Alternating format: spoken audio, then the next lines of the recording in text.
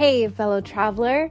Welcome to the Third Eye Awakening podcast, a show where we talk all about spiritual and psychic awakening, magic, the shift from 3D to 5D, star seeds, ascension, multiple timelines, multiple dimensions, the universe, the multiverse, the Akashic records, all the good things. I am your host, Amy Belair, and I'm so glad to have you here with me today. Okay, let's do this. Hi friends, welcome to another episode of Third Eye Awakening. Today is a cool episode because I had on my friend Brandon Thomas. He is like probably my most common repeat guest because we are actually friends and he's just a fucking phenomenal human being. We met through the Tinfoil Hat podcast, the infamous Tinfoil Hat interview that I did. And I just am so grateful. I'm so grateful to Sam for giving me that opportunity. And also I'm so grateful to Sam for unknowingly connecting me with such amazing people, such as so many of you and also Brandon himself. Brandon is the host of the Expanding Reality podcast. Expanding reality? Expanding realities? Expanding reality. I'm like second guessing myself right now, obviously. Anyway, he is the host of that dope ass podcast wherein he shares amazing conversations with amazing people.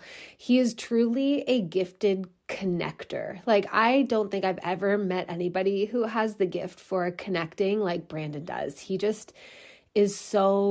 is a magnet to cool people, and he effortlessly connects people with other people, like sort of like catalyzing amazing opportunities and creations and just very cool magic. Anyway, so Brandon is on today to talk about a very, very exciting retreat, I guess you could call it, an event. I'm not sure, an excursion, perhaps. I'm not sure what title they all prefer. I think they're calling it Expanding Reality Excursions. I'm not certain, but anyway, I'm going to go with excursion, but really it's like a retreat.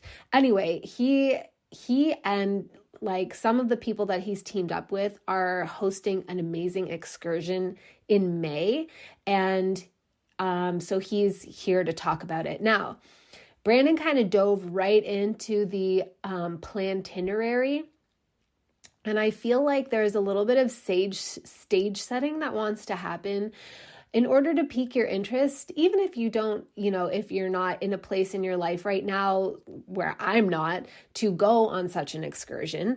It is still super interesting to listen to and just exciting to hear what people are up to and like the cool stuff that people are doing with their lives and their time and the cool ambitions that people such as Brandon have. So I got to set the stage a little bit, okay? This excursion is a gathering of an eclectic bunch of very interesting people. Some of them are people that you may recognize from his podcast and just from like, some of them have been on my podcast, like Chris Matthews. But just very interesting, forward thinkers, slightly eccentric, by the definition of the mainstream, like just very interesting people is what I'm saying. Like there will be many, many, many interesting conversations that will be had with this bunch of people that is gathering, and they're gathering somewhere in Georgia. I can't remember the name off the top of my head, but it is mentioned numerous times in the episode itself, at a beautiful place called Sugarboo Farms.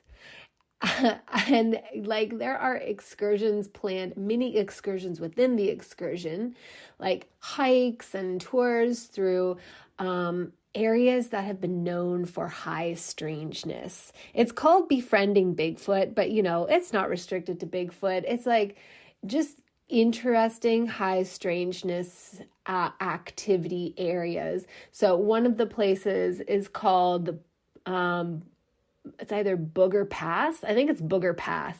Of course, I can't forget the term booger. I'm just like, is it Booger Holler or Booger Pass? I think it's Booger Pass. Booger Alley. That's it. It's Booger Alley. Imagine going on a fucking hike with cool people through Booger Alley, Georgia. And, an area that has been known for very strange occurrences and interesting happenings, if that is up your alley. And then also the thing that I just love about Brandon is he is truly a heart forward human being. He is not in any of this for himself. We all have our own self-considering motivations, of course. I'm never going to paint any of us out, certainly not myself, and I'm not going to paint Brandon out to be some kind of Christ-like saint when, really we're just humans like everybody else, and we got bills to pay like everybody else. But Brandon is truly a heart-led human being. He really does these things because he loves people, he cares, he loves people's consciousness, he likes to bring people together, he wants to make the most out of this life and invite you to join in on the fun. So I hope you enjoy listening to this conversation. Also, I should preface this too.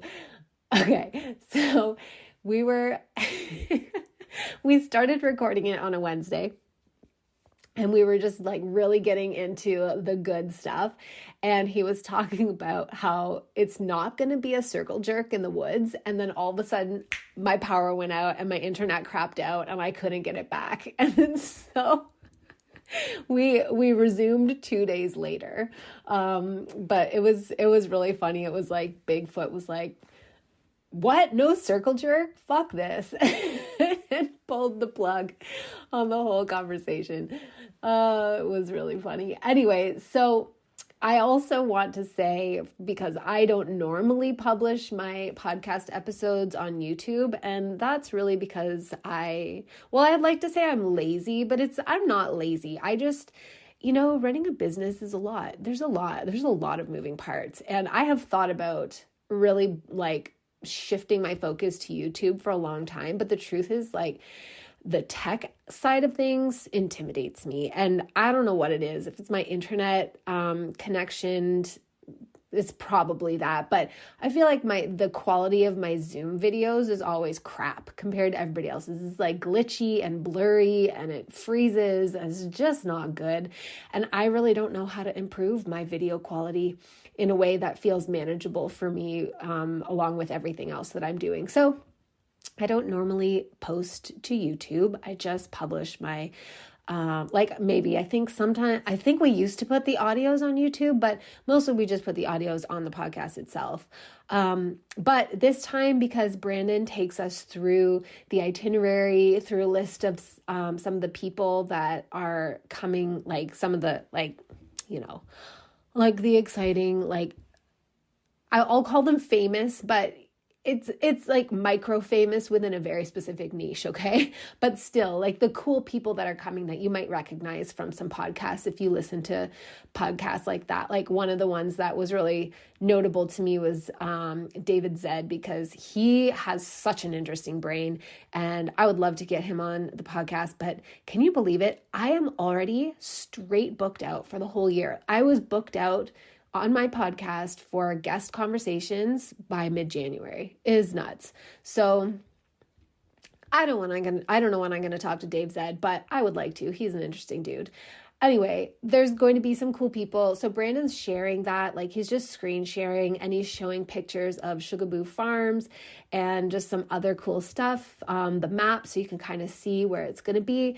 And, also you get to see our cute faces if you want to head over to YouTube and watch it there. But if you don't, you can just listen, of course. I think that is the intro that I want to give to that. But just I say this a lot in the episode because I really get it. While he's talking, we didn't speak in advance about it. I had no idea. I just knew it was called Befriending Bigfoot, and he wanted to, get the word out about this event. And I was like, of course, brother, you are always welcome on my show anytime. Fucking good people. I love you. But I didn't know anything about it. But as he was talking about it, I was like, damn. If I didn't have, basically, I can't yet go on excursions or retreats because my sweet, precious William still wakes up multiple times a night. And he is not, he's not the kind of kid that I can sleep train. Like there's some deep past life trauma going on. So I just kind of have to be with him through this phase and know that he will outgrow it. And he's starting to, but we're not there yet. So I'm not in a position to travel away from my children. But if I was, you better believe I would be going to this one. And they have some future ones planned, and I fully intend to attend, hopefully next year, when hopefully William is sleeping through the night. Yeah, because number one, I would love to meet you all in person, or like obviously not all of you are going to go to any single event, but I would love to meet a bunch of you in person. I would truly love to. And I don't even need to go as like a featured guest or anything. I would go as a participant because what they have planned out is so good. And I mentioned on the show how I love connecting with all of you virtually so much. I am truly mostly a hermit. I'm a hermit first. Like I love living incognito in the country in Ontario, Canada. Like nobody knows who I am or gives a fuck who I am at all where I live. I love it that way. But I also do crave like in-person connections. But talking about these things, right? Not like the small talk conversations at the grocery store. I mean like just sitting around like an air quotes campfire, just fucking chatting. Like that's what I really miss. So anyway, when he was talking about it, I was like, wow, this is an opportunity of a lifetime. And as he explains, they are not charging, like the amount that they're charging for this is only to cover costs. Like none of them are profiting off of it at all, which is not like, I mean, that's not how it's going to be forever, because I promise you, like, that's how people get burnt out and quit, because it's not sustainable. But it's amazing that that's what they're doing for this first one. So if you want like the most affordable opportunity to go and actually meet actual people that you would like jive with and have great conversations, you should do so. You should take advantage of this if you can. I know it's coming up pretty quickly. It's coming up in about a month, but still, if you can make it happen, you definitely should. And if you can't make it happen this time, keep your eyeballs out for what he's doing in the future, because there are other cool ones planned. And I really believe that in a way, like a lot of our connections are going to be moving off of the internet, not like completely leaving the internet, but we are being called to move into like physical meeting together, because there's going to be so much power in that. Anyways, it's just something amazing that they've planned, and I hope you will listen, even if you know that you're not going to be able to go this time. Or even if you're like, I'm not really like feeling a retreat right now. It's just a funny conversation, and Brandon's amazing. And I find it really inspiring personally to hear what they're up to. Anyways, so that's the show. Please listen. I'm going to give the briefest ever rundown of what I've got going on right now. So I totally forgot to mention last week, actually, when I was recording the podcast episode last week, I completely forgot that I have a workshop coming up, a 2-part workshop. The first part is happening on Wednesday, April 17th. So that's next week.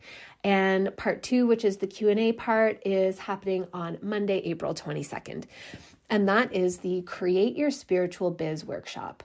So I have such a passion for helping other people to see what it is needed to create their spiritual business, like truly needed. There is so much noise out there on the internet, my friends. There's so much noise.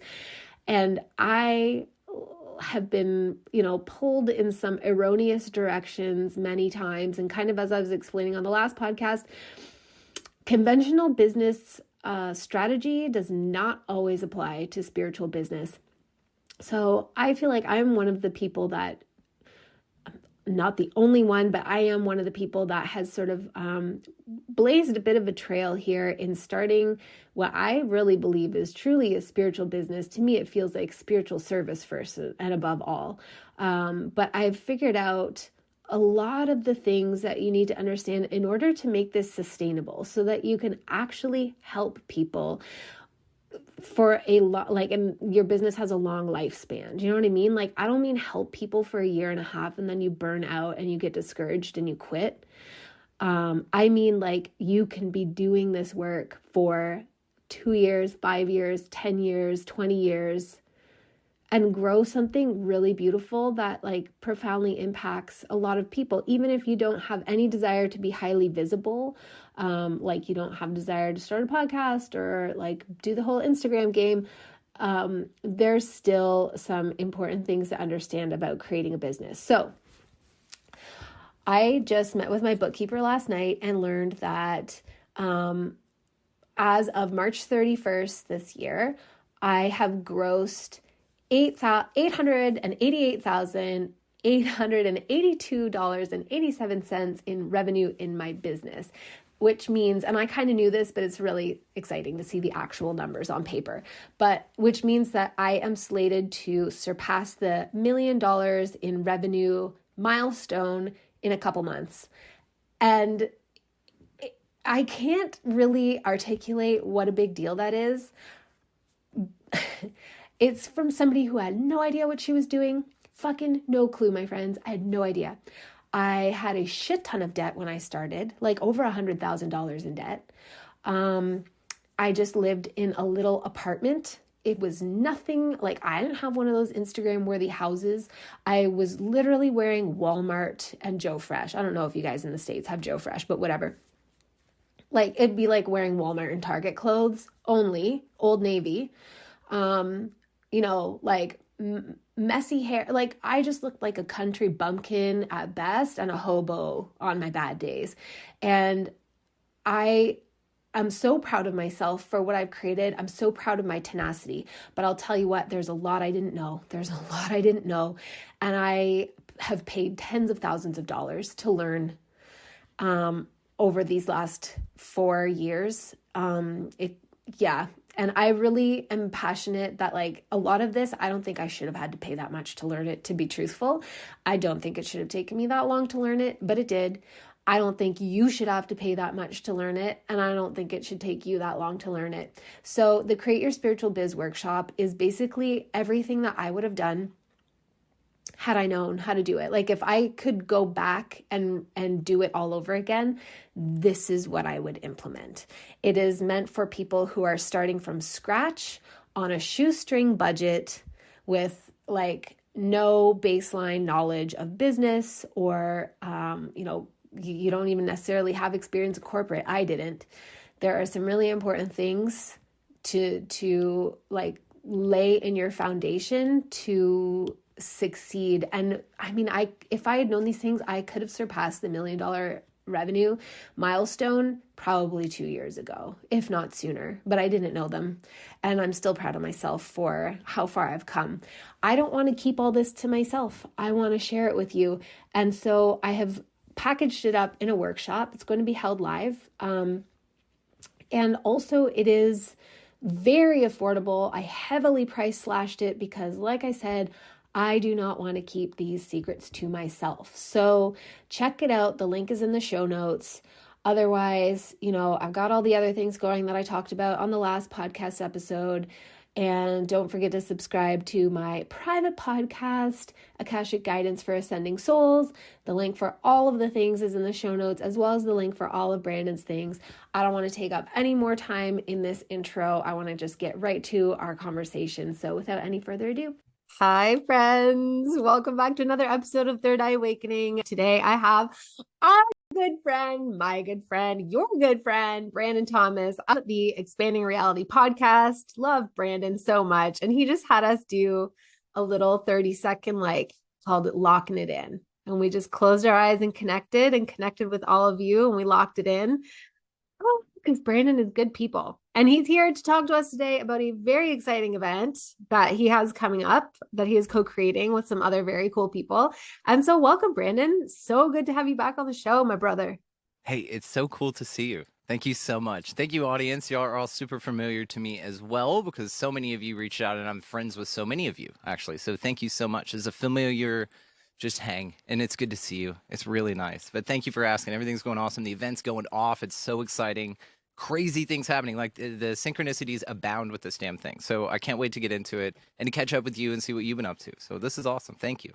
Yeah, I'm so excited to hear about it because everybody, just so you know, I don't really know anything about it apart from the fact that it's called the Befriending Bigfoot event, which, you know, it's kind of like a book title. It gives you a hint Yeah. of what it's about, but there's obviously so much more. But I asked Brandon before I hit record if there's anything that, you know, he wanted me to lead with. And it was to emphasize that this is not, what did you call it? Not a sacrificial, Right. what? Not a sacrificial orgy at all. Like, we're That's not right. doing any of that stuff. And it's clearly noted on the planetary. There has been some speculation that some of that may happen. That is not. We're not starting a cult. This is not a sacrificial orgy. We're legit bringing people together in a really cool way. I love it. So, okay. So tell us about this non-sacrificial orgy event that is happening, where it is, when it is, what inspired it, who's involved, all the things. Tell Oh, us. God. Just all the things. Okay. Well, awesome. Well, and then at this moment, actually, while we're explaining this, we can add some visuals to this for your audio only audience. If you guys check the link in the show description, it'll probably lead you to a video platform. I'm going to speculate YouTube, but if it's over there, let's say that it is. Oh no, I'm alone. Hold on. Real life. Okay, how Welcome about back. thank you. Yeah. We'll pick it up from here, okay? Okay, so y'all check the link in the show description. Here is the website, which you guys can just go find on your own, and I'm sure there'll be links down below as well, but expandingrealitypodcast.com, and we're going to go specifically to the events section because we have 3 different features over there. The show, Expanding Reality, our publishing house, Ridiginal Publishing, which we have 7 books in published now, 7 hand-done journals that I created, and we can talk about that, but they're on Barnes & Noble and Amazon, all of it linked on the website. As well, though, our excursions, which is what is focused on the screen at this time and what we're talking about. Now, this is our Befriending Bigfoot event. We're very excited about this. It is taking place in Blairsville, Georgia, May 15th through the 20th. All maps and things are linked out over there, and we will go over we're going to peep the spot here in a minute with the Sugarboo Farms is what it's called. But I wanted to run down also a few events that we're planting seeds for in the future that you guys can actually go submit emails saying, hey, let me know when this one's coming up. So we have some stuff, Superstition Mountains, Egypt, Mount Shasta, stuff like that. So if you guys would like to check out some of the upcoming events after this one, check into that as well. This is it's a whole thing, Amy. It's a whole damn thing. So exciting. So we have our planned itinerary there is to arrive on the 15th. We have a couple of presentations that evening. Trey Hudson, author and speaker, he actually wrote the book, The Meadow Project. He's fascinating. His episode is coming out today on my show. Also, we have Scott and Sheila Granger, who run something called Squatch Fishing Outfitters out there. They are the sweetest, most southern, beautiful accented, wonderful hearted people you'll ever meet. And they're like the cutest little couple that goes out into the woods and leads people out on these amazing Bigfoot adventures. And one of the things is the next day we are going out to one of their spots. It's called Booger Alley, affectionately named by them because little critters out in the southern mountains are called boogers, right? Anything like a cryptid that would be referred to as a little booger. So they have a Booger Alley out there, which we're going to go spend the day out, pack a lunch, come out, more Booger Alley as well. What we have planned with this event and why it's so different and unique is that this isn't you get a laminate card, and if you didn't pay enough for a VIP, you don't get to talk to people. We didn't do that. If you come to the event, in other events, we're separate in the way that, or we're delineating ourselves in the way that there's not going to be people on a stage and then they leave, or if, again, you didn't buy the right laminate or their book, you don't get to talk to them. It's not like that, guys. So we have amazing presenters, 10 on the books for sure, about 15 going to be there that are just going to be hanging out. Amazing people who on their own right, you just want to talk to for days. But we're going to have the entourage effect with this, meaning that everybody gets to hang out with everybody. This is what I would refer to as like an intimate conference. So yes, we do have presentations every evening. They're going to be no more than 45 minutes to an hour each, 2 hours max an evening, because then we're going to go outside. We've got the place, and I'm going to show you guys, it attaches to the Chattahoochee National Forest, which means our backyard is thousands of acres, where we can just go on these Bigfoot excursions in the evenings, as well as we have day hikes in 3 different states. So we have Georgia with Booger Alley, where we're going specifically with Scott and Sheila to their awesome spot. And then we're doing kayaking in Tennessee. And then we're going on an Appalachian Trail hike in North Carolina, where we're going to be dropped off on one spot, hike all the way down, and picked up at another, all with presentations each evening. So it's outdoors, it's hanging out. You're going to be out there with folks like Alexander Petikoff, Chris Matthew, Trey Hudson. Owen Hunt is an amazing comedian that we have. He is actually going to do a comedy bit, a few, and then come up in a Bigfoot outfit and roast humanity from Bigfoot's perspective. We've also got Dave Baker, who's a contactee. His Encounters episode, if you guys go to Tubi, actually, it's on Amazon, but you can go to Tubi for free and watch it. It's called Encounters. And he is the last 2 episodes of the first season. It's got Dave Baker, is absolutely incredible. As well as the next night, we're going kayaking in Tennessee, hiking in Tennessee, and then we have presentations from Chris Matthew from Forbidden Knowledge News, filmmaker. His film also, shout out, Occult Louisiana, is available on Tubi for free as well. Tubi's actually crushing it. I don't know if you guys are into that. But they have this amazing documentary who, if you guys find an Easter egg in that, let me know. Reach out to me at expandingrealitypodcast.com when you watch his film, and you'll know what I'm talking about. Okay, so also we have Alexander Petikoff, amazing dude. He does the Bigfoot Beyond the Trail series. He's part of the Little Monsters crew. Absolutely amazing guy, filmmaker. So these 2 dudes are going to be out shooting for their documentaries as well. So you guys will probably be in some footage coming up to be released on perhaps Tubi, let's say, or better, right? So also we've got, then again, North Carolina hike on day 4, and then we have Les Durant, who does some fascinating things. He sees freaky woo-woo galore around his place and has researched it. We also have then author Preston Dennett, who's one of my favorite authors personally, and he's, I've got some signed books here by him. He is just one of the coolest dudes, written over 32 books on the subject. His phenomena, it's just fascinating. So we get to, again, hang out with all these dudes together. And then we're going to head over to the Expedition Bigfoot Museum. There's a really cool museum there. It's got a DNA lab, the largest cast lab, I think, or collection of any occult museum anywhere. It's just one of the most fantastic museums, ran by a guy named Dave Picara, and we're going to go hang out with him. And then Dave Zed from Cool. Generation Z is going to be out there, and he's going to be hanging out the whole time. So this is the thing, guys. This is a huge hangout just with everybody. So let's do... Go ahead, Amy. I was just going to say, I got to talk to Dave sometime because he has very interesting ideas. But okay, I am looking at this and first of all, it looks fucking dope. Dope. I am jealous of everybody who goes. I would love to go. Cannot leave my youngest son yet. He's just not. I went away for one night and he made me pay hell for it for an entire week. But I'm glad to see that you also have upcoming things because this looks incredible. Second of all, maybe that's third of all. Third of all, I'm learning so much about sales just from this conversation. Because really? I'm like, okay, cool. So you're telling us what's on the menu, which is very important. We do need to know that. But I want to back it up a little bit, Brandon. And I want to know,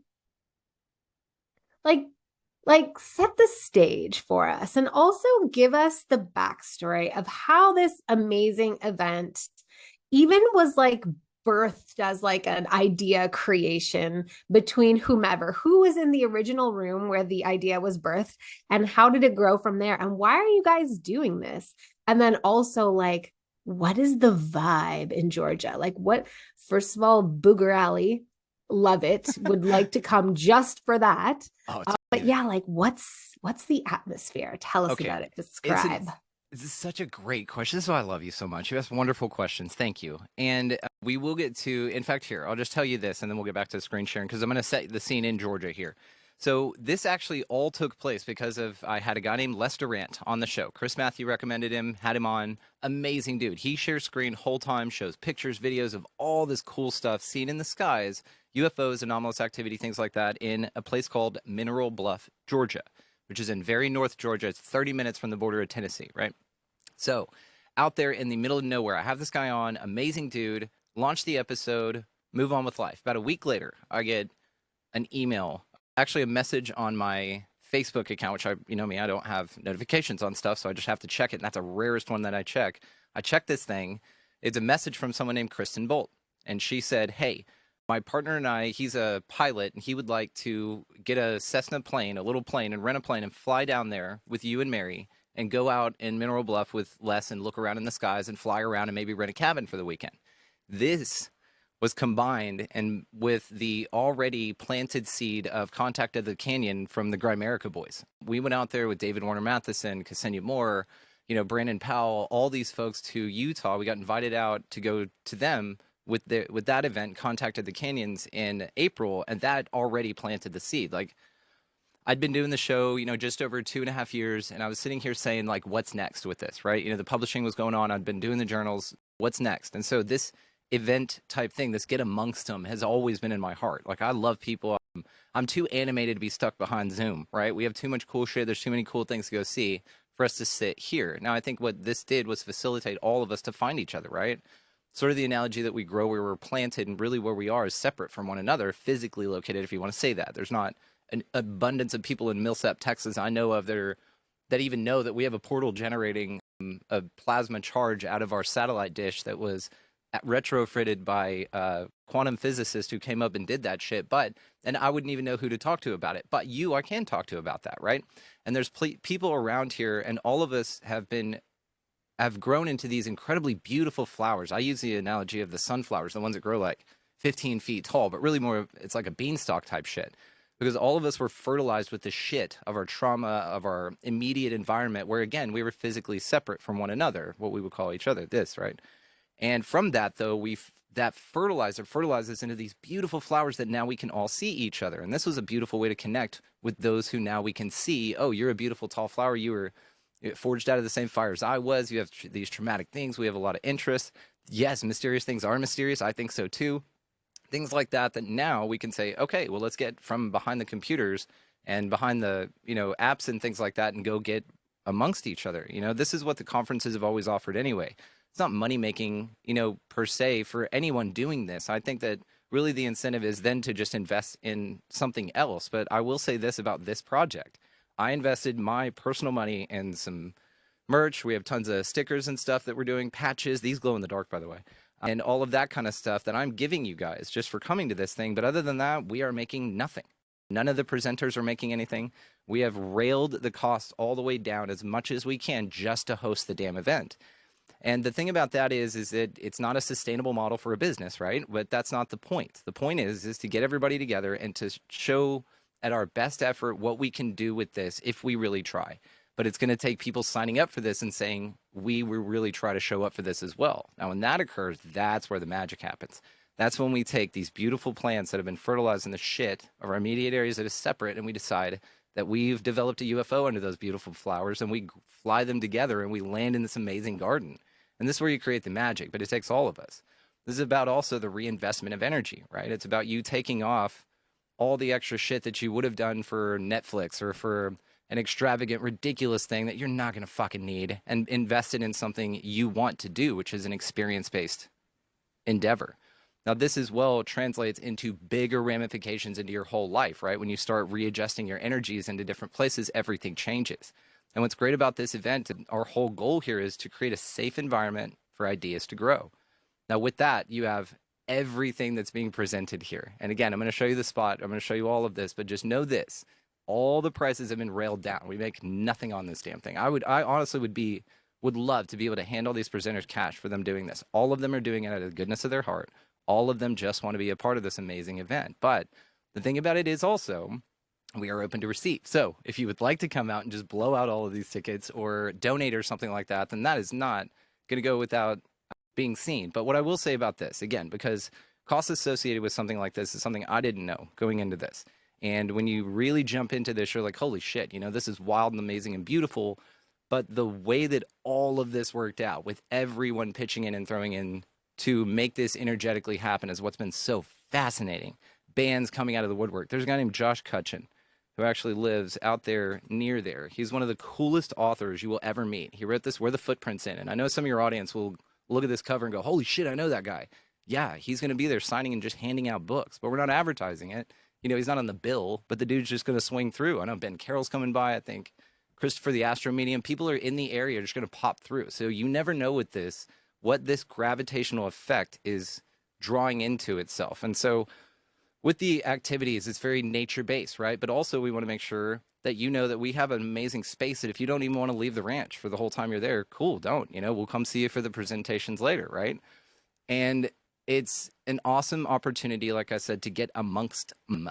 That's the whole point here. Get amongst them. Like, get out from behind the computer, and know though that you are also worthy to come hang out with Dave Zed and Trey Hudson and all of us because we want to meet you. Like, we're done with this commenting on videos and stuff. That's cool, but let's make the videos together and then tell people about how we made it and let other people comment on those and encourage them to come hang out with us next time.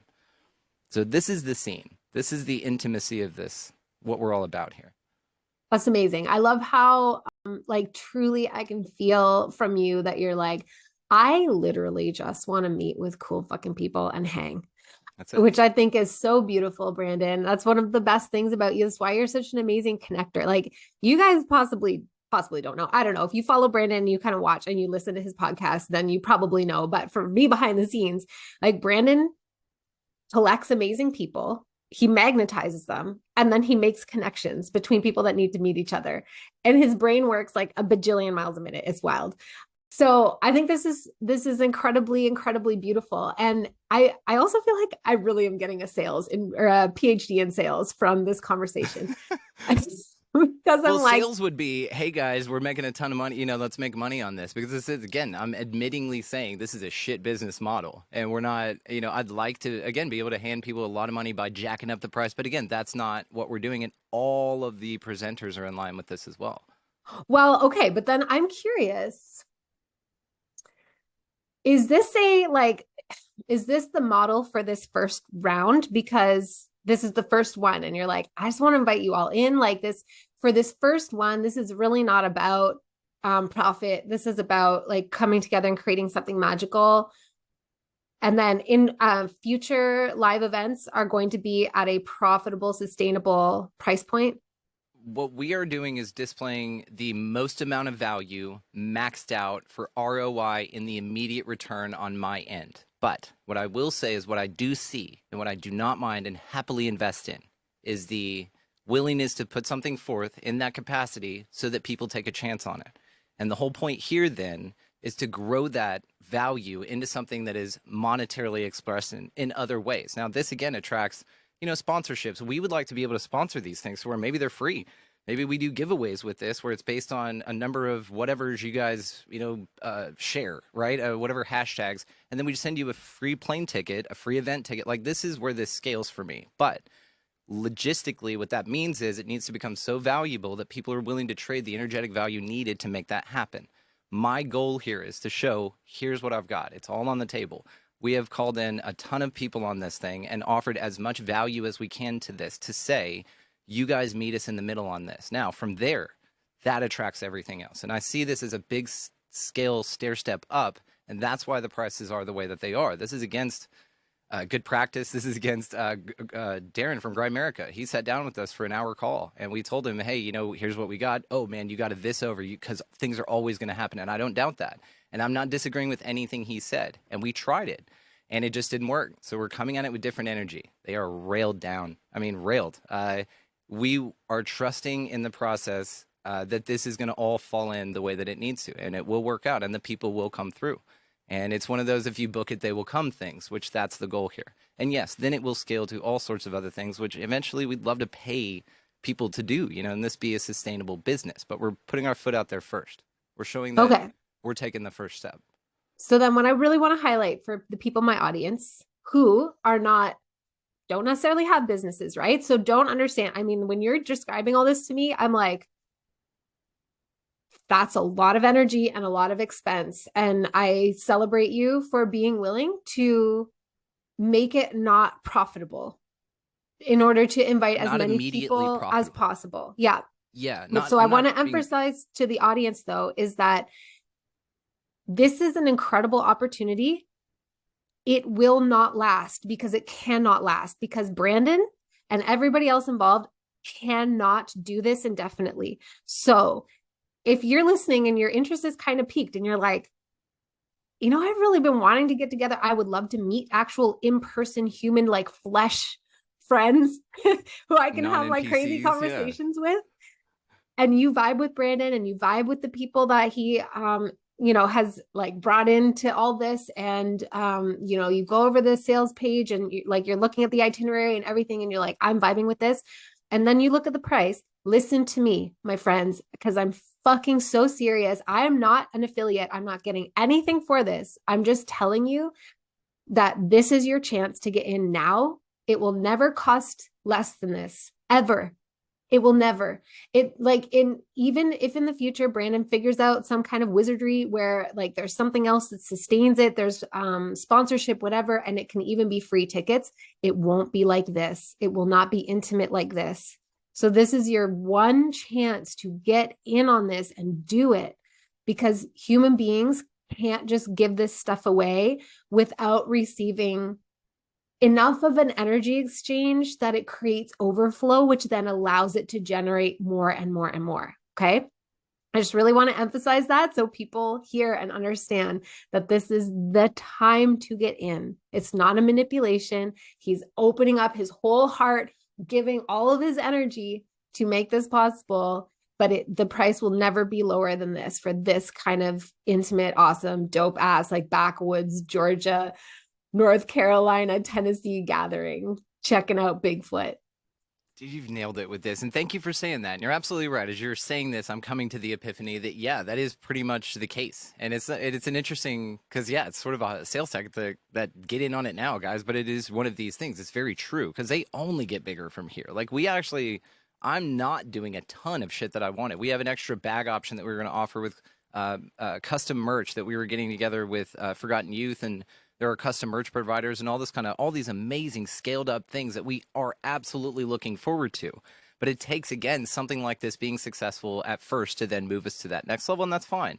If that's what it takes, I put everything I've got into this, and I trust. I'm to a very interesting part, even on this very fascinating other side of this dark night of the soul thing, which we haven't even talked about. Then it was just wild. I have no logical reason to be this optimistic about anything, but I'm choosing that this is the way forward with all of my heart and with no malice intent. And it's a fascinating delineation between putting all in and putting all in. It's a very different surrender.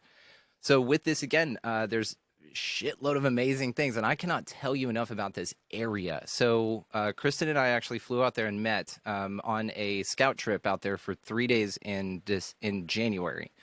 We met tons of people. We're standing at a coffee shop, local Blairsville, to get some really good coffee for this thing, and that's one of our thing is aligned local partnerships. And we're standing there, and of course, one town over is the Bigfoot Museum. She says, "Oh, you should meet these people. They're really cool." Standing there are a man and a woman.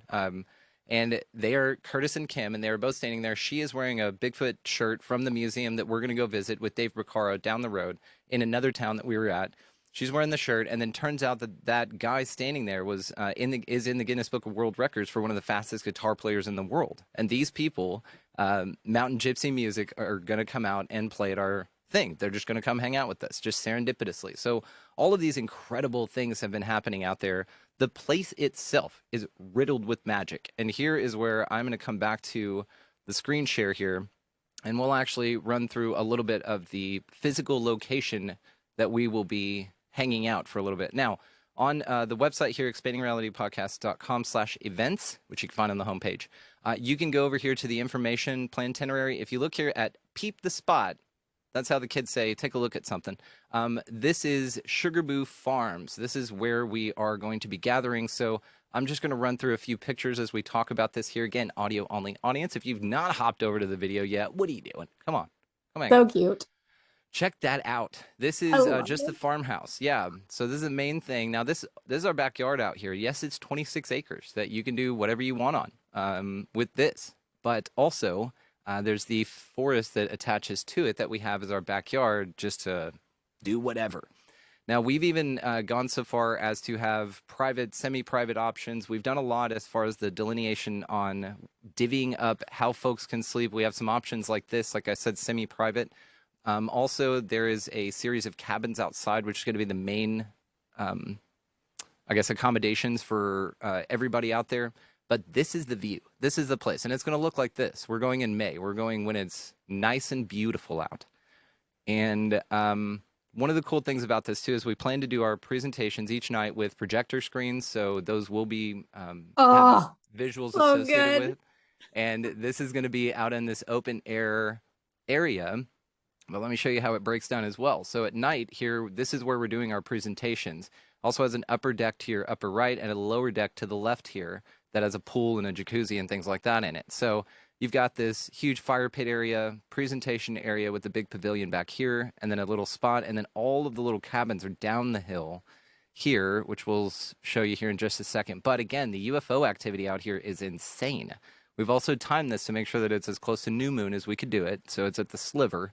There's going to be a really, really dark skies out there while we're out there, and then just gorgeous during the day. So the tone out here is whimsy. The mountains are smoky. It's the Southern Smoky Mountains in the Appalachians. It is full of, whimsy. When you go out there, you just feel it. You can stand in any direction and you look out into these woods and you see how something could hide out there. Absolutely. And let's say that it is a hominid, an interdimensional being, something like that.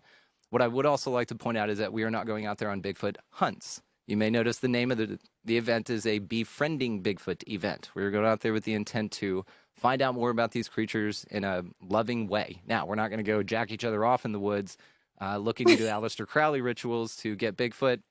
It's not that kind of thing either. But what I will say is that we are going to be absolutely hanging out and having a really good time in a very respectful way and all of that. So then these are the cabins here that you have, these little bungalows, I suppose, as they say, and y'all can do whatever you want in those. But what I'm saying is they have single sleeping available for couple options or anything like that, as well as these, again, semi-private options. So you can get a few friends come down, stuff like that is kind of the goal on this. Coming together, right? So more pictures here. There are animals out there, actually. We've met these goats and donkeys. The donkey is legit as shit. We can validate that. And you know it's Mercury retrograde when we're doing this, right? Like balls deep, Mercury retrograde. You get the eclipse coming Monday. This is a crazy time to do anything, Amy. You're actually breaking up like crazy. So I'm going to go ahead and recommend that you keep what you have. And then if you, I didn't hear what you said, but I'm going to offer it into it. I heard something about tomorrow. So if you keep what you have, and use whatever you want, and then if you want, I'll wear the same damn shirt, and we can hang out again tomorrow and like go into whatever. We could totally do that. I absolutely have time for that. Well, guys, I mean, to you, there was no interruption. To Brandon and I, it's 2 days later. Okay, Time travel. Yeah, exactly. He was talking about how they're not going to be circle jerking in the woods, and not planning on it. The internet completely crashed. So we're trying to decide if that means the spirit of Bigfoot is disappointed and wants a circle jerk, or well, I don't know. I don't know what's going on. But anyway, just so you're all clear, there will be no circle jerking in the woods as a planned part of the plantinary. Okay. If you want to do it on your own, if a couple of you want to get together and do it, I'm not going to judge, but it's not on the plantinary. It is not. No, ma'am. But spontaneity is. And, go with what you feel. But yeah, it sounds like Bigfoot was not a fan of the fact that we were discouraging or at least planning to not add that. So I don't know. It's this interesting paradox, I suppose, and we'll find out when we get out there. So I'd say it's even more reason to join. Who knows? Circle jerks could just break out. I don't know. Who knows? And also, this is really about befriending Bigfoot anyway. And part of befriending is learning somebody's preferences, the things that they like, the things that they don't like. So this is all an exploratory experience anyway. Let's find out what Bigfoot is into, what he or she shows up for, and what sometimes just be a random circle jerk in the woods that's not happening on the plantinary. Yeah, no. It's an interesting study in the whole venue, and we're here for all of it. Interdimensional, whatever it's coming as, we're here to befriend it in its forms. And so it doesn't need to wear a mask and show up and screen memory us and make us think it's a glowing deer or an owl or something like that and glamour us or whatever. We're really interested in figuring out, what this thing is and figuring out a relationship with it. And there's been just so many fascinating concepts of what it could be, how it morphs, its blending in with so many other phenomena, the entourage effect, right, with the UFOs present, then Bigfoot activity happens and poltergeist activity. A lot of the activity that happens in Class B sightings of Bigfoots are really poltergeist at best. There's no Bigfoot present, and so it's interesting that they overlay so much and that there's such a wide variety of options to pick from here, which is what's so cool. We're going out into the woods not with the, here's what's going to happen. We're going into the woods with the, holy shit, we have no idea what's going to happen. It could be this. or something better. And we're tacking that or something better on the end of everything. That's been such a massive mantra lately. It implies surrender. It implies that we don't, have it all figured out and we don't have the desire to control. I've got a direction and I'm going to say, I want that or something better. And then maybe something kicks in overdrive, this force, this universe, this whatever, and just says, you said the magic words. That seems to me that abracadabra is or something better because it implies direction but surrender at the same time. And I can say that whatever shows up is always better, always. And so you just constantly get confidence in that, and confidence is just a series of successes. So just keep that moving. So we plan to be no different at this. It's just going to be applied to the Bigfoot venue as well as the connection element to everybody getting together and hanging out in this really cool way. If we don't see Bigfoot, fine. This is still one of the most momentous gatherings ever. And that's kind of the whole point. It's just get amongst them. Let's get together. Let's connect.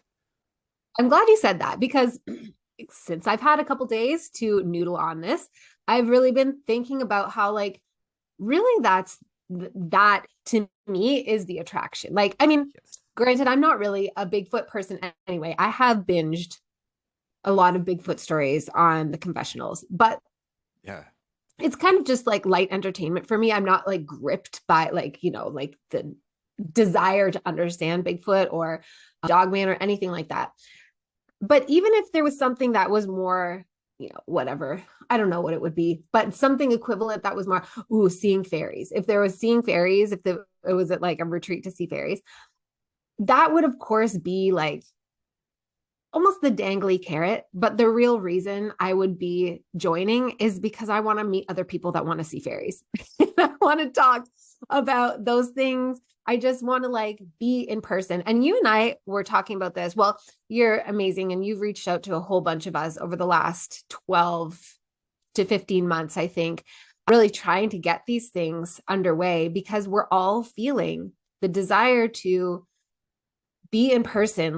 By necessity, I do everything online, mostly because who the fuck would come to where I live in Ontario, Canada? I'm sure a small handful of people would come, but also I'm a 2-5 in human design, which means that I'm also don't come here. I will go to you.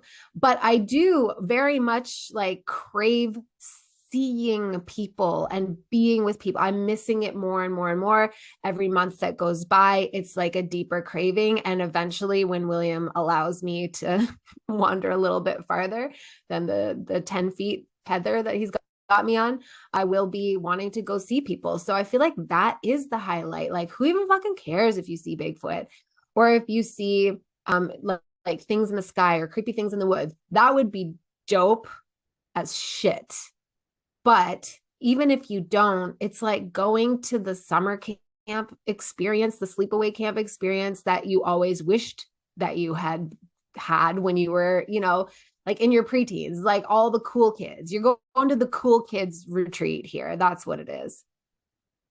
You've nailed it with this. And there's so many things to talk about here. You inspire the shit out of me, by the way. I just love speaking with you, sis. The whole Bigfoot thing to me is more of a metaphor. It's really about embracing and befriending the big step that is next for all of us, which is why this Bigfoot was so metaphorical for me in that way, that this is really a step for all of us. A big step, right? That leaves a massive imprint and that leaves wonder and expectation, right? So the whole metaphor applies strictly to us getting out from behind our computers. I'm saying, 2020 was awesome because it made us realize that there was a lot of places where our energy was going and places that we called human beings around us. And I think a lot of us, whether we'd been going through some sort of magical experience as far as a wake up is concerned or something like that, we're feeling massive shifts before, but that triggered everything. That was the avalanche. We can all see it. What was interesting in that as well is the sociological study that implied that you actually weren't surrounded by people like you at all. And that when your tastes change, immediately your environment changed. Now, what was nice about sort of the, absence of humanity in that time was everybody was encouraged to go home. And we've talked about this time as shadow work. Some people drank themselves to death. Some people quit drinking and started writing their book. So this is that was the real shift and split. And what it did then was just break everybody off to behind screens. Then we were able to really connect. We had some extra time. People weren't commuting to work. They found 2 extra hours in their day where they could sit online and connect with people or listen to an extra podcast or discover one or start their book. And with that came motivation to connect. That you may have read a book about the Southern Appalachian Mountains and how wild those stories are. And then all of a sudden, this guy's presenting an opportunity for you to go to said mountains, hike in 3 different really high activity areas with the people who study this stuff in person. It's no longer books, guys. It's real. It's you are now part of the stories that will be written in these people's books and part of the documentaries that will be here. And who knows what kind of assets and talents and wonders you could bring to this environment that then just enhance the process for everyone. That's what this is about. It's a big step forward. You know, we're interested in a ton of shit. That's what Bigfoot means to me. It's us saying, okay, well, we're going to take this giant leap forward for mankind kind of thing, but legit. And we're going to really show up for it and connect. And that's what it's all about. So yes, and what's ironic about it is it'll probably yield the craziest, most interesting phenomena that may be then a beacon, is these dudes attract the phenomena. For some reason at the expanding reality excursions, shit goes down, but it's exceptional and that it's not terrifying and that it's very interactive and it sets new tones and adds new elements to these stories, right? And with many witnesses engaging in similar connection activities. So it's a fascinating, interesting study into that. Yes, the intention is not to capture, to hunt, to figure out the old meaning of. It's to get together. It's to talk about these things. There are way too many concepts to entertain here than to just say, this is what it is and here's what we're going to find. Let's just go walk around in the woods and see what happens. Like, let's see if people are beacons for this kind of stuff. Mary, by the way, is going in through the second course of Cassandra Moore's astrology class. Based on my Dark Night of the Soul, it turns out it was all astrological. Threw her balls deep into astrology. Now she's crushing it at this. I'll get her, send us your stuff so she can check your chart. It'd be awesome. She has noticed very fascinating things in that if a certain amount of planets are in somebody's house, 12th house specifically, that and certain type and certain number, they are far more prone to freaky woo-woo activity. Now, let's say that we notice that there are a few of these people in our group. Maybe we invite all of them out at once. And these people are now magnets for high strangeness is what it would be called, because they're astrologically predispositioned to be so. You can prove this. You could see it. It's fascinating. So anybody who has their chart they'd like to send in or whatever, Mary would love to take a look at it, because we're adding new data points to this kind of thing as well. It's interesting to think that maybe your astrology or your blood type have a lot to do with the area in which you walk in, and maybe you activate something. Everybody's talking about these activations, right? And your physical presence, I think it's referred to as grid work. Maybe that's it's all the same damn thing. It's just you getting your ass out from where it is to go move energy around. And when you show up, it's like what was that game? Pokemon Go, that you got to be like in the area for it to happen, right? And so maybe when you're in the area, this once in a lifetime Pokemon shows up in the form of Bigfoot or some cryptid, and you're just like, holy shit, guys, check that out. But it was you that triggered it, and you never know, right? So this is another part of these data points that we're pulling all together, and I really feel it has to do with all of us getting amongst it, whatever that means. But really, ultimately, like you said, Amy, it's about connection. It's to show you that you're not alone and that you did the work. So show up for yourself and feel worthy, because you are. Totally. And make friends, like, because I hear from the people in my community all the time that they just feel really isolated still. Yep. And I'm bummed out because, you know, I totally get it. Like, having connections with people online is an amazing first step. And it's literally like, I selfishly created this because I was lonely as hell. And I was like, I cannot be the only person out there who thinks about these things, talks about these things. I want to meet other people. So I'm just going to start the community. And it's been amazing. And I'm personally like super fulfilled by it. But I also really understand that sometimes that just doesn't do it for people. Like, also my husband, I can talk about these things. Like, he talks about weird pocket dimensions and shit all the time. So we're not 100% on the same page with everything, but I don't have to like closet myself so that he doesn't get triggered by me talking about weird shit, which is wonderful. But a lot of people feel like that, like constantly closeted, like they can't actually talk about the things that they want to talk about because other people will lose their minds. And sometimes you just need to go make friends too, like real living, breathing friends that you can like, you can, not suggesting you do this, but you could reach out and poke their face and hit flesh, like there's just something kind of comforting about that. Like, oh, it's not in my imagination. It's not only in this alternate reality that we call the internet. It's in my manifested physical now moment reality. Absolutely nailed. Absolutely nailed. This is the thing. It's make it real. We're talking about manifestation. We talk about making things happen. You talk about making big moves. Well, here it is. Recognize it for what it is.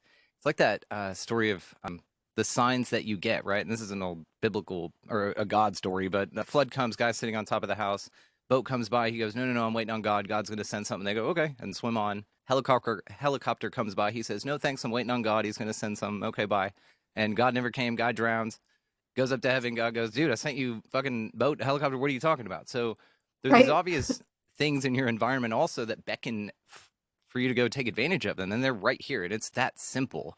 It may not be as freaky woo woo as walking through a portal or Archangel Michael coming down to you and tapping you on the shoulder about it, but it may be as simple as, hey, here we go. Here's an opportunity. So if you feel called, probably listen to that.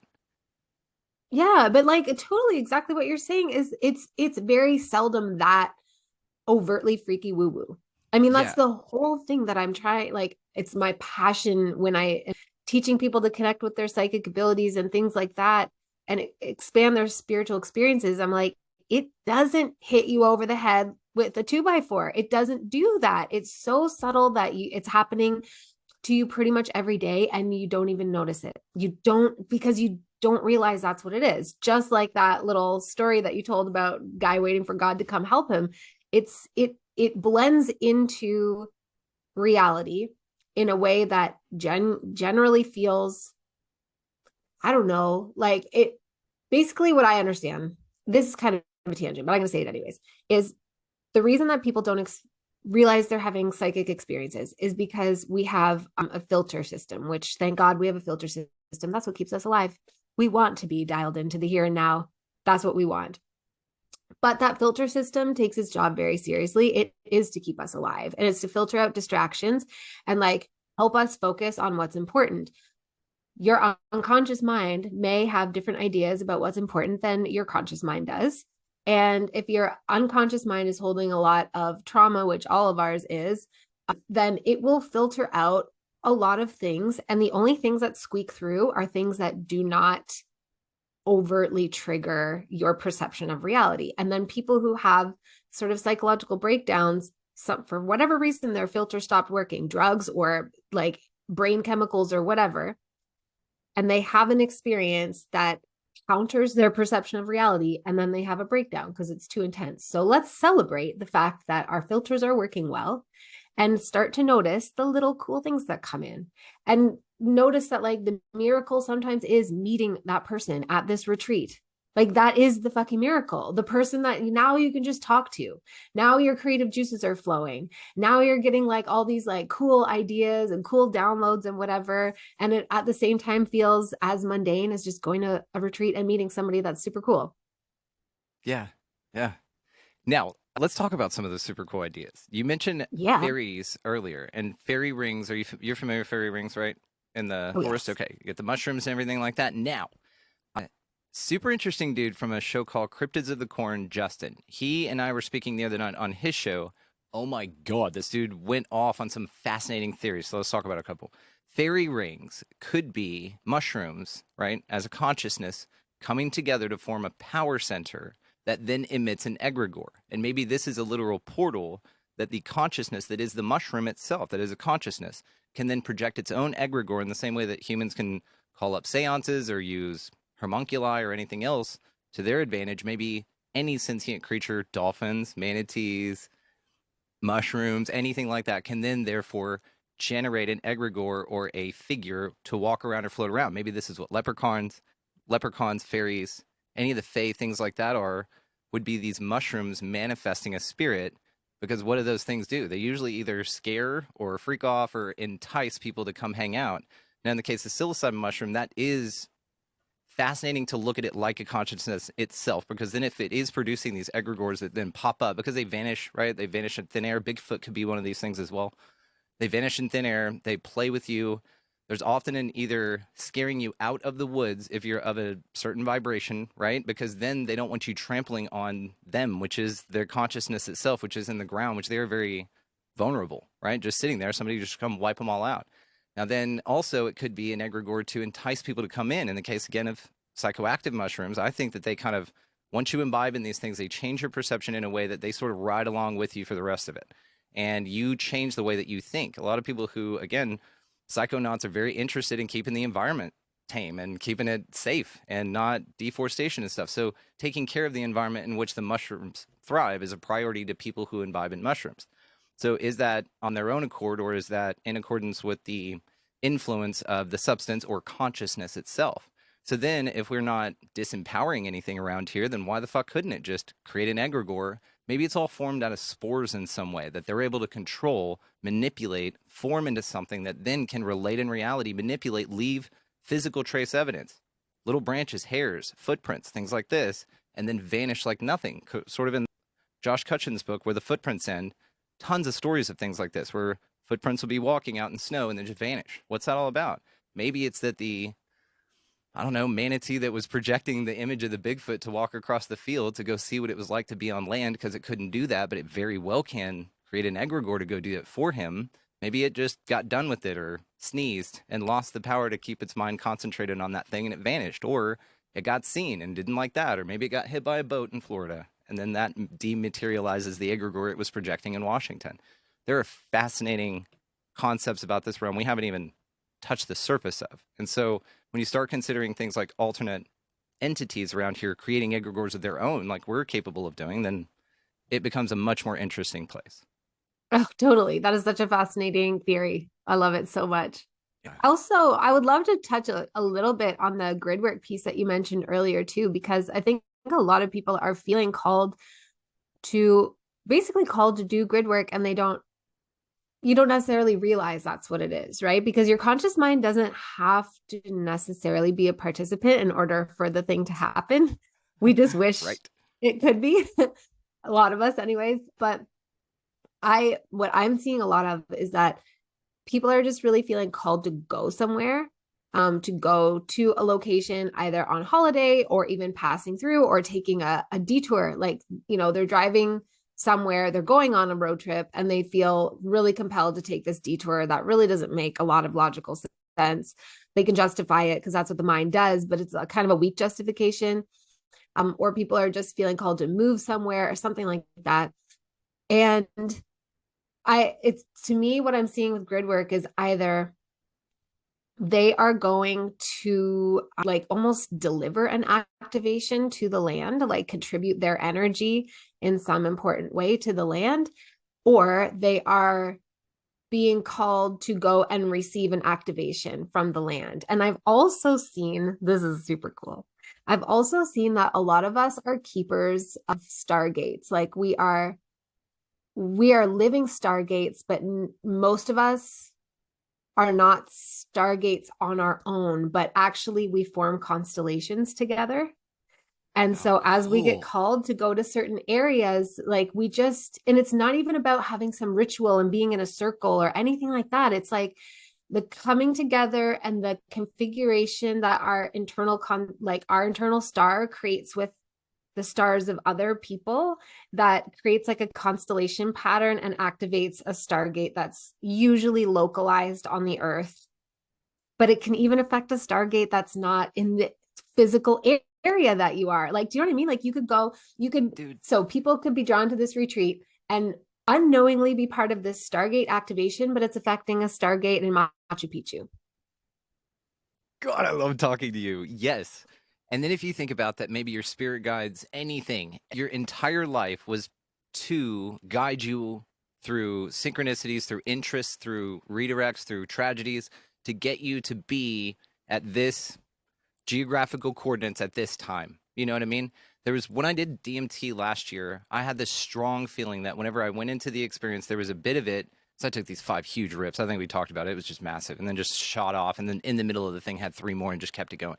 But in there, I had this strong sensation that I'd made it somewhere and that it was perfectly timed and that there was a strong chance that I would have chosen not to go do it and not been there. Number one, to be in the place to do it, but then also to choose to engage in the action, sitting in the physical chair, facing the direction I was, down to all that kind of shit. And it had nothing to do with the people I was with, anything. It's just that it was important that my physical vessel and consciousness anchored itself to that point in that way and had this experience. In the same way, what you're talking about, what if like your spirit guides or whatever, its whole job is to lead this ant that is you down in the maze through the maze. And really your destination is sort of to get out from behind these screens. You've already shunned the old you, right? You've shunned the old perceptions, the fears, all of that. you've still got more things to conquer, and that's not the point. The point is you've shredded that which no longer serves so that you can lighten your load, right? Travel light, travel far. And you've gotten a lighter load now, and you are called as fuck to go to these places. That's what's so fascinating about this. Maybe your whole goal was to go to Mount Shasta at this certain time, and maybe we just happen to be throwing an event there that time, so it works out. You don't know why you're called, but when you show up, all of a sudden, like you said, portal opens in Machu Picchu, Mayans come back, Quetzalcoatl's kicking around or something like that. Who knows? But I love this idea of constellations because then you have this entourage effect of multiple spirit guides working with multiple ants in the maze, let's say from that perspective, that high up, right? And they're guiding these entities to be in these positions, like a marching band, right? You know, when they form those fucking patterns on the ground or whatever. But it's awesome. And then also it's cymatic at that point as well, too, because now there's a visual representation of this audio frequency that it took you as the individuated string of frequency, that little ooh, to get your ass out there to form that chord, that vibration. Fascinating, Amy. I love this. Yeah, it's so interesting, isn't it? Yeah. So, okay, so I would love to hear, like, can you sort of walk us through the vibe of a day on this retreat? So it doesn't like you can walk us through the itinerary part, but I'm kind of talking about like the vibe. Like you showed us the beautiful Sugarboo farm. Is that what it is? Mm-hmm. That it's Yep. being like that, you know, you're staying at like the central hub of the retreat, although there are excursions off the farm. But like basically what I'm saying is like take us there, just like oh, what it would feel like to be there for a day. Yeah, so we went on this scouting trip, and it was my first time to the area. I'd been to Georgia, just not to the area. Driving around out there, insanely gorgeous. There's fuck all for traffic. It's beautiful. We're not doing one of these like in downtown Chicago. We're doing them in the middle of nowhere where it's beautiful and amazing. So the scenery is already set for isolation, right? It's an environment in which also that there's no neighbors around to judge you if you're wanting to play some drums or if you want to, I don't know, run around and do whatever you want, right? So there's a lot of freedom involved in the area and the isolation in itself, okay? Now, to that, you add all of the interests coming together here. There's no one going to be out there judging you. There's nobody going to be like, oh, well, that's a dumb idea or a theory. And I just don't see that resonating in the environment we have, especially with anyone that we have as far as presenters go. Now, here's the other thing on that, too. The presenters we have lined up are, yeah, they're presenters. But the whole point is their vibe as well. You know, I'm going to get up and talk, but I'm least looking forward to that. Like, that's the least thing I'm looking forward to. It's waking up in the morning. You've got the misty off gassing of the trees, which I found out the other day. Fun fact, Justin, as well. Do you know why they do that? Why? So the mist in the Smoky Mountains or any tree, rainforest, things like that, is the larger trees off gassing, pulling the water up from the root system because their babies are drowning. The baby trees around them, their young grandkid trees are all drowning, and they're saying, "Hey, we need some help. It's too much water." So anytime you see Wow. that, those larger trees are off gassing it and venting it out so that it can move on and suck the water away from the little baby trees that grow. Now, it's also common knowledge that in that family, when the grandfather of the tree dies, it then sends all of its nutrients to its babies, and those are the ones that grow up like crazy. So think about like removing trees around other large ones next time you do, right? So this interesting phenomena is occurring all around you all the time. So you have the reverence in nature to take care of its own all around you. You also have just the fact, again, that it's isolated, the evening skies being so dark. So you've just sat out all night, or when you wake up in the morning early before sunrise, you're still going to get some phenomenal views and some amazing experiences with this misty off-gassing experience. And as the sun comes up, it all burns off. Beautiful. We're going in spring. So the April showers have already brought the May flowers. We're going to be there with that. And with the pollinators out, with the abundance of fragrance in that wilderness, that's the thing. You walk out to the sweet smells of all the blooming flowers. You're getting smacked in the face by pollinated butterflies as they're swimming by on their way because they're in such abundance. You then, get a tap on the shoulder from Chris Matthews saying, "Hey, we're making breakfast, dude. You want any?" And then you're like, "Yeah, let me finish up this conversation and coffee with Alexander Petikoff. We were just talking about something we think we saw over there that we're going to grab cameras and go investigate. We're going to go look for footprints." It's that vibe. Oh, yeah, let me roll a couple before we go, right? You also have our staff, basically. We don't call them caterers. We don't call them staff. They're improvisers. So what's nice about these dudes is they do everything. You've got Oliver may show up in a cat suit with his two little dogs there dancing outside with two spatulas, cooking you eggs and rolling you joints the whole time. There are an abundance of incredibly vibed people going out there. So the the thought of anybody sitting here thinking of that they're going to be judged or that they're not good enough or anything like that, this is the least environment for this. All of that is shed at the mailbox outside, which there's a long driveway to drive in. So you've got plenty of time to incorporate this into your mantra as you head down the drive. It's the place to really be yourself and to not feel that what you're interested in is stupid or dumb or going to send you to hell. It's really important to get these people all together. And then as the day progresses, now you've got everything you need to go. We're gearing up. We've got water. We got snacks. We got fresh fruits from all the vineyards around here. We've got partnerships with a few folks where we are going to bring fresh produce local from the area, peaches, apples, things like that. Grab as much as you want when you're there. Take them out on the trail. Absolutely. We're packing lunches and we're going out. Everybody hits the vans. We get on the road. The drive there full of fucking whatever kind of music and awesome conversation you want in the vans.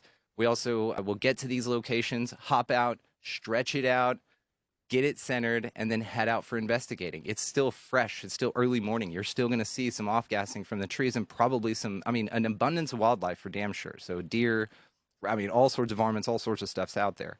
So you've got this constant immersion in nature. And that's really the point, is to get grounded, get amongst it. If you find yourself amongst a lot of concrete, this is not that. It is very nature-centered, and we are out there to do it. So hiking clothes, all of those kind of things. But again, if you're not interested in the activities, you just sit back at the magic place and do whatever you want all day. And there's a fascinating amount of things to do there. So then we go hiking, we eat lunch on the trail. We're talking about all the crazy cool stuff that we're doing, maybe setting up trail cams, maybe talking about the next part of the hike and hearing about, oh yeah, on this next part of the trail though, here's where this, and this happened. And you've got the people out there who do this, sitting there doing it. You're not reading it or trying to misremember it from a documentary you once saw, whatever.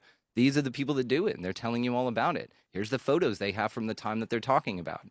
Then, we load up, amazing visceral experience. We head back to the ranch there. We have an amazing dinner that Oliver and Tori and everybody is already ready to prepare and ready to give you. And then we sit down for two 1-hour 1-hour presentations that are going to be streamed live. So everybody who can't show up will be able to participate. And then we're going to shut that down and then get our asses back out to the woods or lay out and look at the stars for UFOs or just connect and tell awesome stories or play some music. I'm going to be bringing my guitar. We're going to be having drums and things like that out there. And then you can stay up as late as you want because no one's going to tell you when to fucking go to bed. We're just going to say, hey, the van's leaving in the morning at this time and you guys enjoy yourselves and whatever y'all want to do. And then we wake up the next morning and do it all over again with something else to look forward to and new presentations. And maybe this morning you're having coffee with Scott and Sheila. And now you guys are talking with Preston Dennett and how fascinating it is that, yes, there is that correlation between Bigfoot and UFOs. I never thought of that.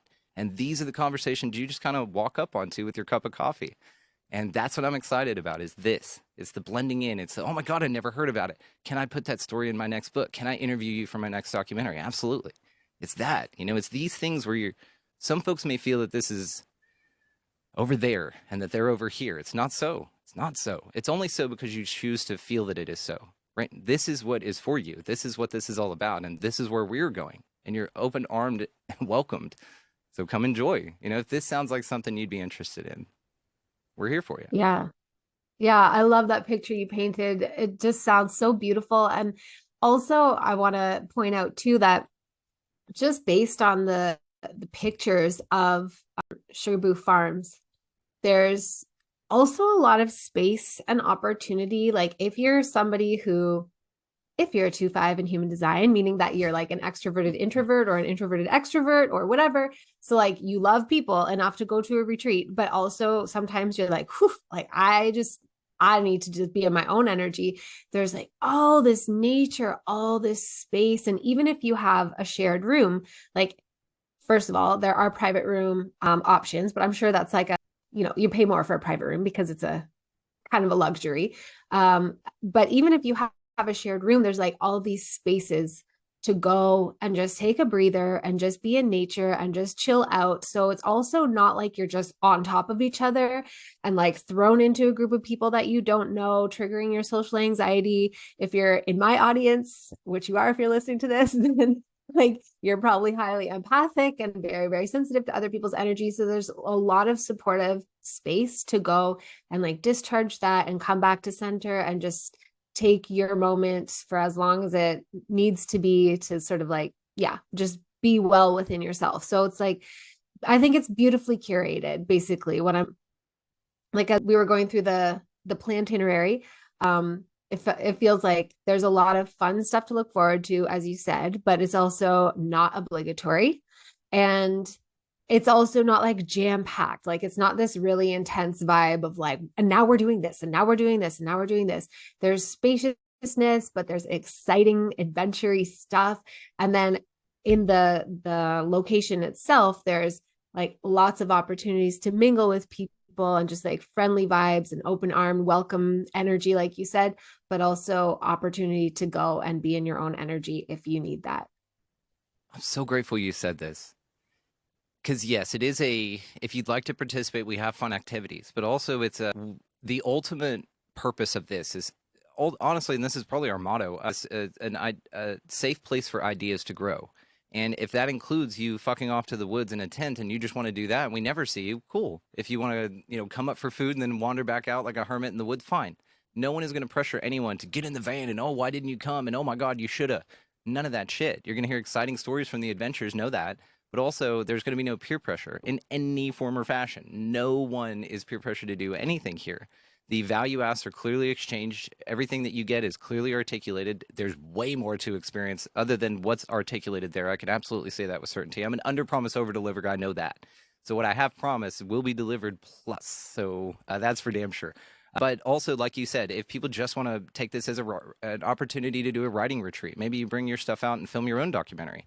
Maybe you never want to leave the place, and maybe you want to go bring your car, rent a car, and go in your own and go off somewhere else while we go somewhere and then meet us back later. Like, all of this is open and flow. We have day passes available, so no one's committed to sort of like, oh, well, I got to commit this much to go this amount of time. No, we have made this, like I said, as available as possible.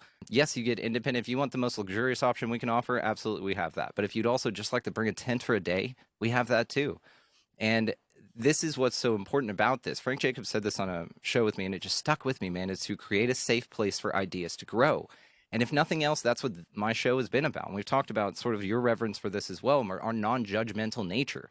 First of all, it comes with the hubris of thinking that I know everything. Fuck, I don't. So there goes that out the window, right? Therefore, I don't know what's best for you. I don't know what you're interested in. But what I'm going to offer is something really cool, and you take advantage of what you like, take what resonates, leave what doesn't, right?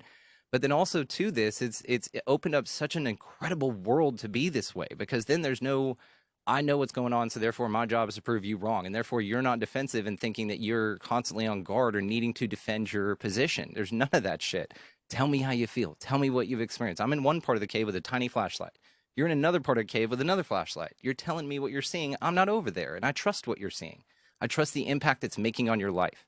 So again, for this to be an area in which you can just come tell your story and have a sandwich and leave, okay, we're here for that. I'd love to hug you. And that's really what it's about. It's just to let folks know that they have a safe place for their ideas to grow in whatever capacity they would like to utilize that. Brandon just wants to hug you, either physically or That's it. energetically. He just wants to meet you and hug you. I'm a goddamn hugger for sure. So be ready for that. You need to wear a shirt that says "Don't hug me" or put a pin on or something, because it's coming. You're getting one. I love it. So good. Okay. Is there any do you have any final thoughts or any piece of information that we didn't summarize or cover that feels really important to share with everyone?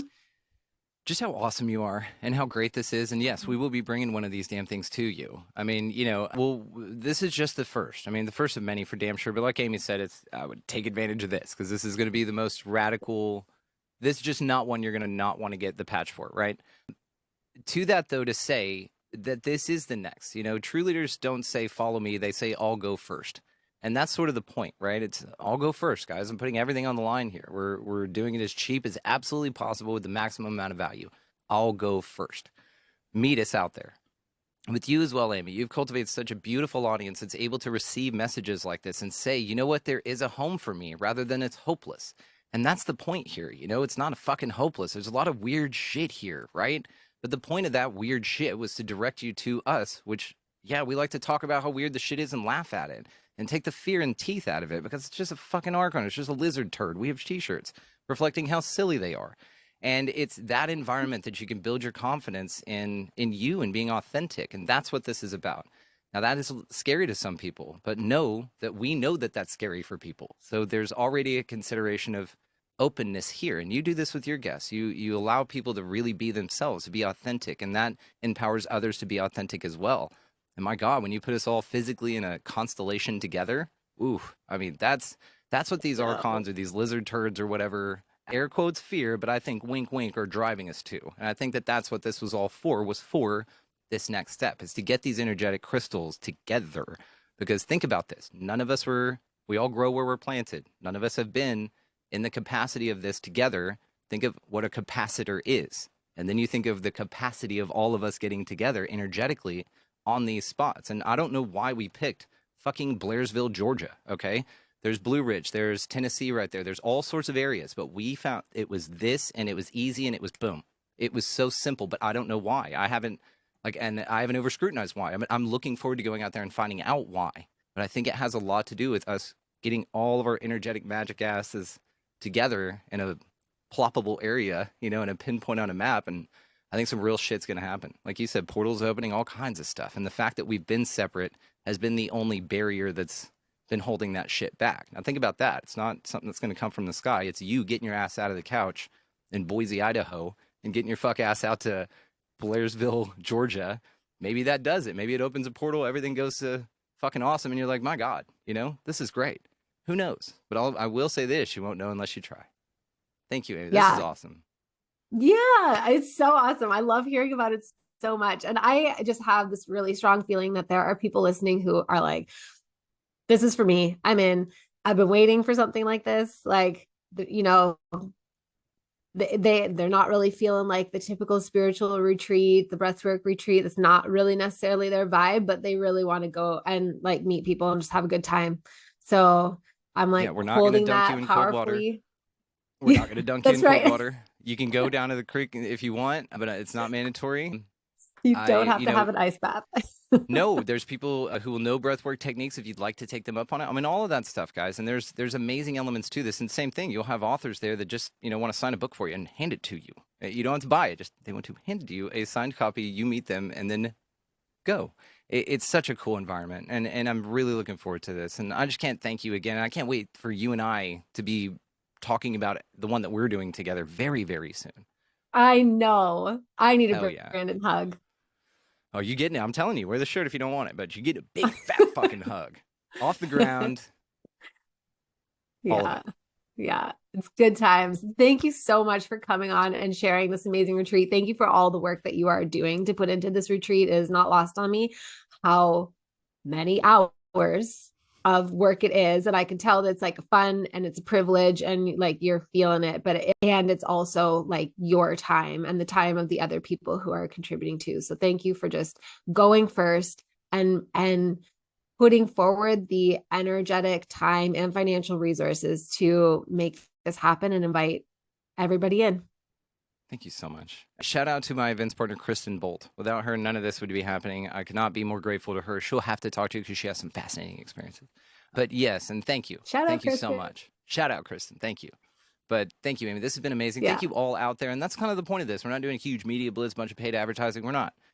It's very aligned audiences. And if you're aligned and this resonates with you, you're who I want out there, not somebody that clicked on a Facebook ad that, that's important too. But that's not the vibe, right? So if you're hearing this message is for you. And if it resonates, come see me.